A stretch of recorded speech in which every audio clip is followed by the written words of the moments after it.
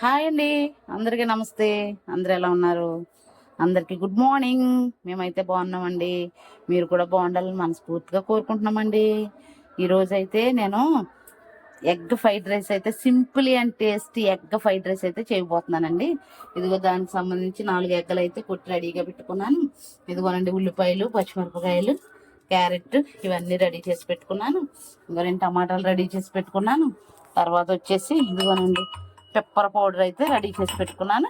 ఇప్పుడు దాని ప్రాసెస్ ఏంటో చూసేసేయండి. ఇంకో బాండి పెట్టుకుని దాని ప్రాసెస్ చూపిస్తాను చూడండి. ఇదిగోనండి స్టవ్ అయితే వెలిగించుకుంటున్నాను. బాండి అయితే పెట్టేసుకుంటాను. ఇప్పుడు ఎగ్ రైస్ ఎలా చేశానో చూడండి. బాండి అయితే పెట్టేసుకున్నాను.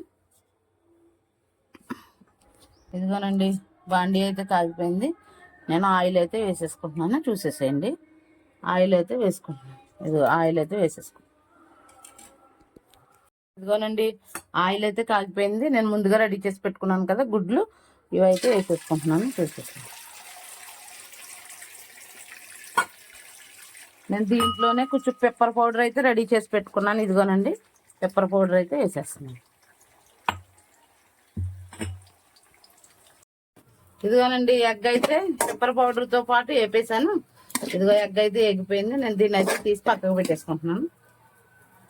ఇదిగోనండి మళ్ళీ అదే బాండీలో కొంచెం ఆయిల్ అయితే వేసుకుంటున్నాను. ఉల్లిపాయలు, పచ్చిమిరపకాయలు, క్యారెట్, కరివేపాకు అన్ని రెడీ చేసుకున్నాను. ఇవన్నీ అయితే వేసేసుకున్నాను. ఇదిగోనండి కొంచెం అల్లం వెల్లుల్లి పేస్ట్ అయితే వేస్తున్నాను.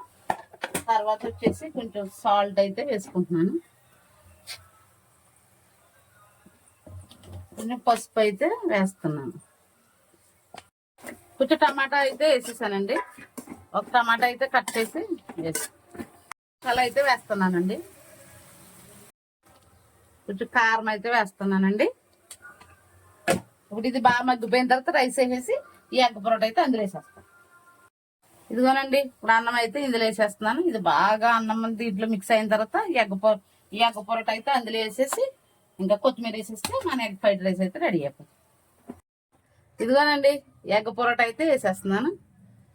ఇప్పుడు మంచిగా తిప్పేస్తే మన ఎగ్ ఫ్రైడ్ రైస్ అయితే రెడీ అయిపోతుంది. ఇంక లాస్ట్ కొత్తిమీర వేసేసి ఎగ్ రైస్ అయితే రెడీ చేసేస్తాను.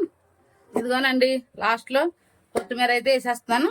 మన ఎగ్ ఫ్రైడ్ రైస్ అయితే రెడీ అయిపోయింది. సింపుల్ అండ్ టేస్ట్గా ఉంటుందండి. గబగబా చేసేసి పిల్లలకి లంచ్ బాక్స్ ఇవ్వాలన్నా, ఎప్పుడన్నా ఏమన్నా ఒక కర్రీ ఏం చేసుకోవాలో తెలియనప్పుడు ఇలాగా చేసేసుకుంటే చాలా సింపుల్గా ఉంటుంది.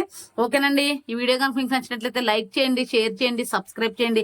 ప్లీజ్ అండి సబ్స్క్రైబ్ చేయకుండా చూడకండి, నన్ను సపోర్ట్ చేయండి. Okay bye, see you tomorrow.